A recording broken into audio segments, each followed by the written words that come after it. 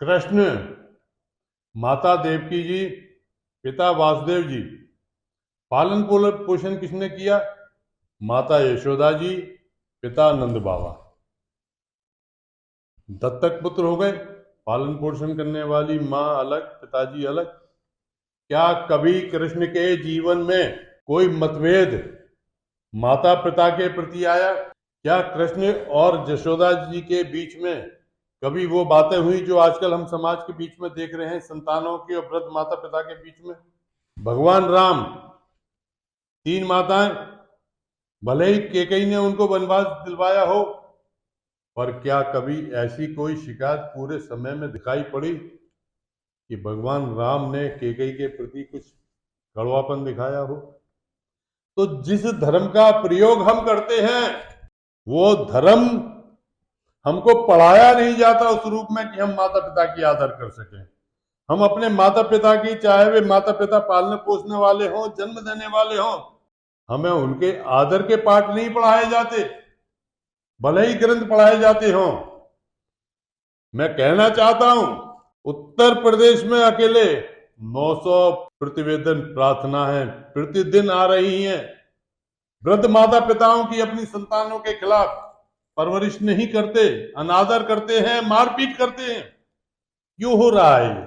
इतना बड़ा हमारा पार्श्व, हमारा धार्मिक बैकग्राउंड, और हम माता पिता की प्यार इज्जत करना नहीं सीखे।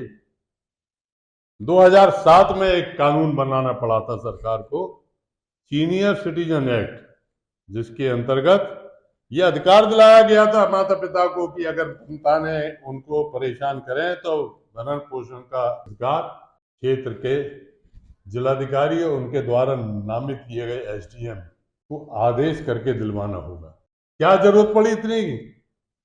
क्यों नहीं हमें पढ़ा दिया गया? क्यों नहीं हमें बचपन से सिखाया? क्यों नहीं हम संस्कारी दुनिया भर के हैं पर ये संस्कार नहीं आ पा रहे कि माता पिता की इज्जत? और अभी तक तो आपने पुत्रों के द्वारा सुना, माता पिता को घर से बेदखल कर दिया, संपत्ति से निकाल दिया, मकान पे कब्जा कर लिया, अनादर किया।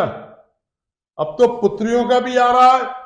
माता पिता दरखास्त लेके जा रही हैं मजिस्ट्रेट साहब के सामने कि मेरी पुत्री मुझे मारती है, घर से निकाल देती है, मेरी पुत्री विवाह के बाद आ जाती है, मेरे घर पे कब्जा कर लेती है, मुझे बचाओ। क्यों हो रहा है? मैं समाज से कहना चाहता हूं, बड़े बड़े वायदे, बड़े बड़े नारे लगाने से कुछ नहीं होगा। अगर समाज बदलना है तो घर की शांति पहले चाहिए। कहावत है, माता से ज्यादा भारी तो पृथ्वी भी नहीं, पिता से ऊंचा तो आकाश भी नहीं। जिसने जन्म दिया, जिसने पाला, जिसने परवरिश की, उसकी इज्जत नहीं कर सकते तो फिर हमारा राष्ट्र बेकार, हमारे सारे वायदे बेकार। यही तो संस्कार हैं। और हमारे क्या? पढ़ाओ, गीता को पढ़ाओ, कृष्ण को पढ़ाओ, राम को पढ़ाओ। हम केवल धर्म हमारा कहां तक सिमट गया है? धर्म सिमट गया दान लेने तक। धर्म हमें संस्कार देने के लिए नहीं हो रहा है। क्यों ऐसी स्थिति बन रही है? ये बातें छोटी बातें हैं और इसी छोटी बात से हमारा पूरा समाज और राष्ट्र बदलेगा। इसे सीखना शुरू करें।